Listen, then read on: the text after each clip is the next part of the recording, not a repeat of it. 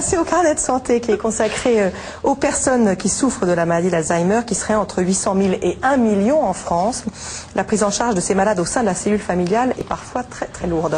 Oui, alors bien souvent, le parent malade est envoyé en centre spécialisé ou en maison de retraite, un choix parfois douloureux pour la famille. Mais il existe une alternative, les familles d'accueil.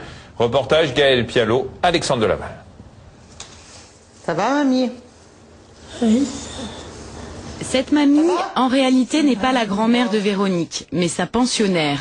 Sauf qu'avec le temps, Jeanne, 97 ans, est un peu devenue un membre de la famille, sa famille d'accueil. Quand elle est arrivée, elle était complètement perdue, déstabilisée, hyper angoissée. Donc j'ai bien mis 2 mois avant d'arriver à ce qu'elle se stabilise.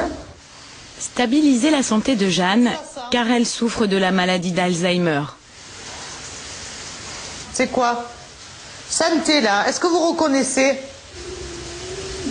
Ça m'a passé l'idée, sinon, voilà. C'est pas de l'ail?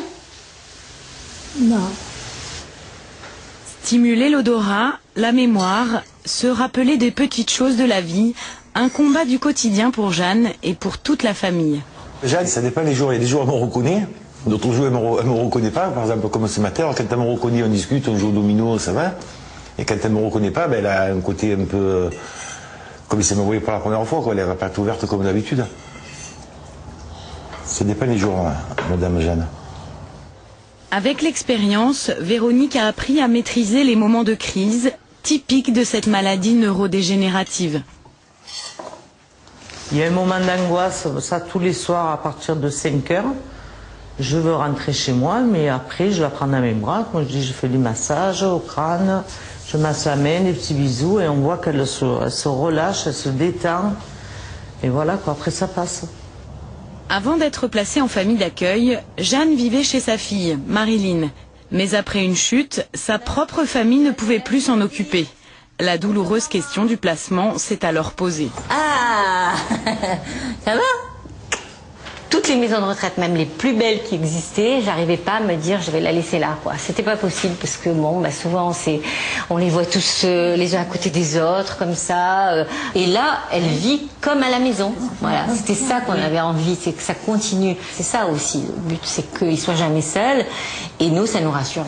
La fille de Jeanne verse 1 600 € chaque mois à la famille d'accueil pour une prise en charge complète. Une surveillance médicale est également assurée par une infirmière 2 fois par jour. Quel âge il a maintenant? Quel âge il a, elle te demande? 9 mois. Ah, elle est jeune encore. Eh oui, eh oui. Et toi, combien t'en as eu, toi? Compte combien t'as eu d'enfants? 4. Eh bien voilà, tu as eu pareil. C'était la grand-mère idéale, hein. Elle avait une patience. Oui, oui.